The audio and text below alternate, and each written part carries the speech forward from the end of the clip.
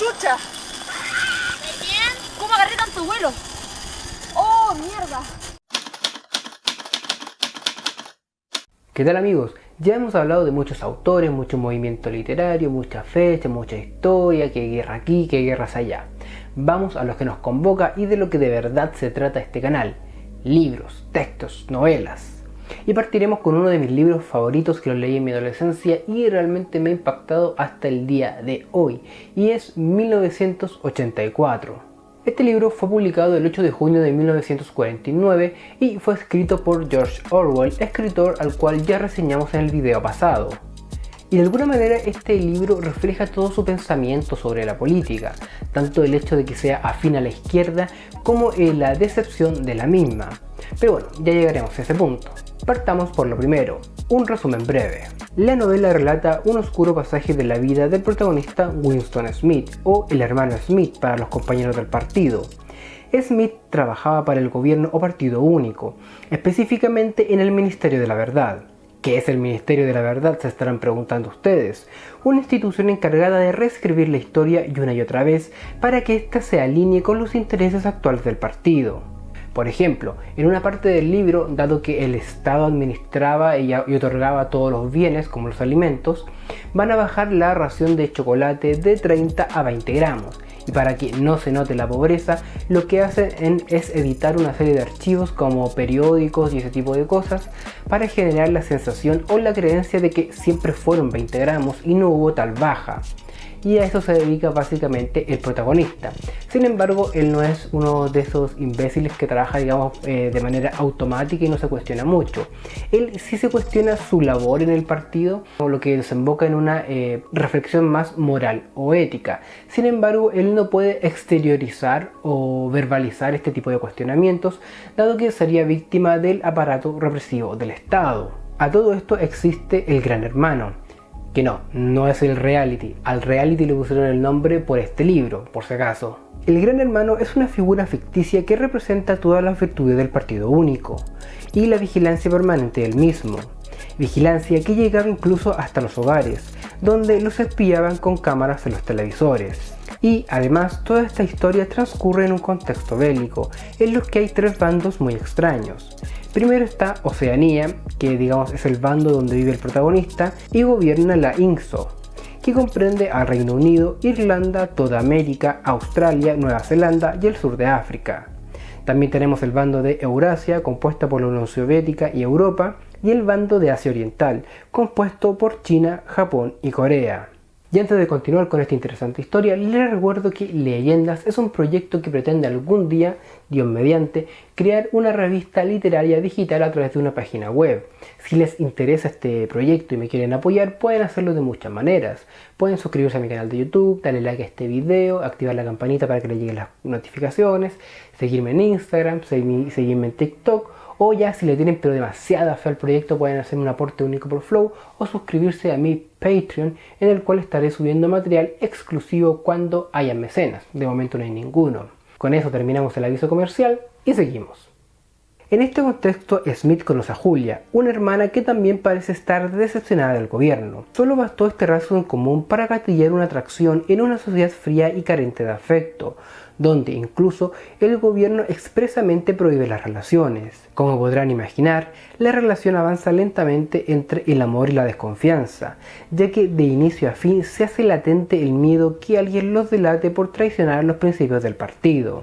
Con todo ello en contra, logra forjar una relación sentimental, aunque esta relación sentimental es bastante extraña y tiene una dinámica bastante bizarra para nosotros, lo cual se explica en el hecho de que vivan en una sociedad fría, rígida, en la cual se socavan los sentimientos, e incluso el gobierno de manera expresa prohíbe las relaciones sexuales, lo cual es fiscalizado a través de la Liga Anti-Sex, lo cual es una forma más en que el Estado buscaba meterse en la vida personal de las personas.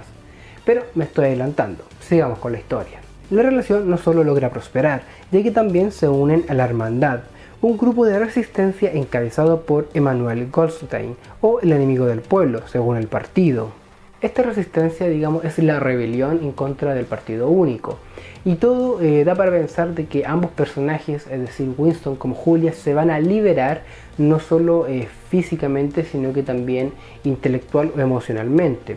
Físicamente, porque como ya les dije, mantienen relaciones sexuales a pesar de que estaba prohibido, e intelectualmente porque estaban pensando en contra del partido. Y hubiese sido un final bastante feliz, pero no, porque al final, pedazo de plot twist, nos enteramos de que nunca existió la hermandad, nunca existió esta resistencia, sino que esta resistencia fue una institución creada por el propio partido único para en el fondo hacerle una trampa y engatusar a los posibles traidores. Por lo cual, como por ejemplo el protagonista y Julia, quienes son apresados por la policía del pensamiento y llevados a una tortura. Y en esta tortura pasa algo sumamente significativo y a la vez sin importancia. ¿Por qué? Porque los obligan a aceptar que 2 más 2 igual a 5 es verdadero, es real, cuando todos sabemos que 2 más 2 es 4. Lo cual parece una tontera sin importancia. ¿En qué le afecta al partido único que 2 más 2 sea 4 o sea 5? Y en verdad no le afecta en nada, porque el partido único tiene la coacción del Estado, tiene el poder de la policía. A ellos les da lo mismo cuánto crea la gente que es 2 más 2. Pero esconde algo mucho más profundo y significativo, que es básicamente aceptar todo lo que dice el partido como una verdad absoluta, o en palabras más simples para no darme tantas vueltas, adoctrinamiento. El Estado quería que la gente aceptase que 2 más 2 igual a 5 era verdadero, porque significaba que no iban a cuestionar absolutamente nada. Imagínense que la política, la filosofía y la ética son temas sumamente subjetivos y arbitrarios, no hay verdades absolutas, pero la ciencia sí. Y si tú logras convencer a las personas que un hecho científico evidentemente falso es verdadero, ¿qué más se puede pedir en los otros temas? O sea, ya prácticamente ganaste la batalla cultural, ya les lavaste el cerebro en su máxima expresión. Y esta tortura no solamente es importante por eso, sino porque a Winston lo torturan con ratas. Porque Smith tenía un diario donde escribió que le tenía terror a las ratas porque le recordaba un episodio de su infancia, que tenía que ver con la madre y su hermano que nos volvió a ver y qué sé yo. Y él lo escribía en un diario a escondidas porque al ser una expresión de emoción, de emotividad, estaba prohibido por el Estado. Y era algo sumamente íntimo y personal, algo que no le había contado absolutamente a nadie y solamente lo había escrito en el diario, el cual, digamos, la policía del pensamiento sabía que existía y se lo leían sin que él supiera. Y entonces es significativo porque también logran ocupar para torturarlo un recuerdo o un miedo sumamente íntimo y personal, de manera tal que esta tortura es significativa porque evidencia o grafica cómo el Estado puede llegar a meterse a absolutamente todos los ámbitos de tu vida, incluso los más personales y los más íntimos y los más privados. Y finalmente Smith termina aceptando que 2 más 2 es 5, es decir, no hay final feliz. Y habiendo resumido ya la novela, veamos un poco el contexto histórico en que esta se escribió, que es sumamente importante. La novela se publicó en 1949, es decir, después de la Segunda Guerra Mundial, época en que florecieron los regímenes totalitarios. Claramente habían existido otros con anterioridad, pero en este contexto histórico en particular fue cuando proliferaron. Y para crear esta distopía, Orwell se basó en los regímenes de Franco en España y en el de Stalin en Rusia. Pero la verdad es que hay muchos más que pudieron influir o que hayan tenido alguna referencia en la novela, como la Alemania nazi, o Benito Mussolini en Italia, o el no tan conocido Salazar en Portugal. Y como les decía en el video pasado, Orwell siempre fue de izquierda, nunca cambió su ideología política, pero aún siendo de izquierda, él fue muy crítico con este movimiento o con esta ideología, porque dieron paso a muchos regímenes totalitarios, a muchos regímenes fascistas como los que les acabo de mencionar, ya que Orwell, si bien era un acérrimo socialista, era mucho más o defendía mucho más la democracia. Para él la democracia tenía un valor mayor a cualquier ideología política, sea esta de derecha o de izquierda. Entonces, de alguna manera, con este libro Orwell denuncia a su propio sector político, lo que lo vuelve mucho más interesante. Ahora, ¿por qué 1984 es tan bueno y la crítica que hace es perdurable hasta el día de hoy? Lo que hace Orwell en este libro es denunciar los peligros de los regímenes totalitarios, extrapolando su funcionamiento a una sociedad futurista. En el fondo se plantea la pregunta de cómo funcionaría el fascismo si tuviese herramientas y tecnologías que por aquel entonces no existían. Lo más escalofriante de todo es que hoy en día ya existe dicha tecnología, y también sigue existiendo el fascismo, por lo que esta sociedad orwelliana no resulta tan descabellada después de todo. Y con todo lo fantástico o desopilante que es esta historia, Orwell logra captar ciertos rasgos característicos del fascismo, rasgos que incluso hoy en día son estudiados sistemáticamente por historiadores, politólogos o sociólogos. Rasgos que podríamos resumir en los siguientes: el control sobre todos los aspectos de la vida, el poder concentrado en un solo partido, control absoluto de las fuerzas militares, control de todos los medios de comunicación y control de la economía. Sí, como se podrán dar cuenta, la palabra control se repite mucho, y como guinda de la torta, aterrorizan a la sociedad por medio de la fuerza policíaca. Y Orwell no solo capta la esencia del fascismo, sino que logra plasmarla de una manera más lúdica, a través de metáforas, juegos de palabras o ideas sencillamente delirantes. Como por ejemplo las siguientes: el ya mencionado Ministerio de la Verdad, el que representa el afán del totalitarismo por imponer una sola versión de la historia. Por ejemplo, Stalin solía eliminar los nombres de sus enemigos en la prensa, libros, registros históricos y documentos de archivo.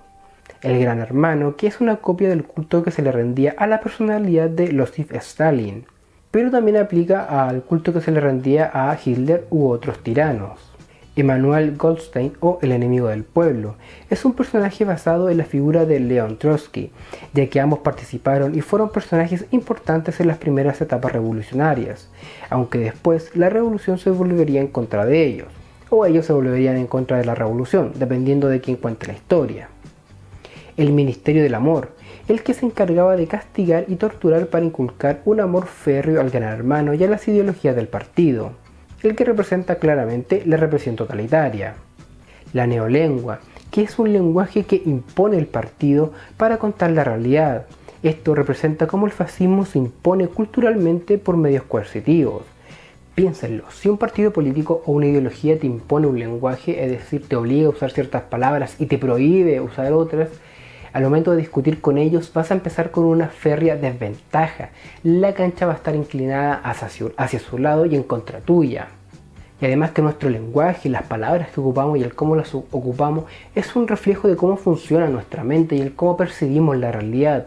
Entonces, de alguna manera, si te imponen un lenguaje en particular, te están limitando o te están predefiniendo tu percepción sobre la realidad. También tenemos el doble pensar.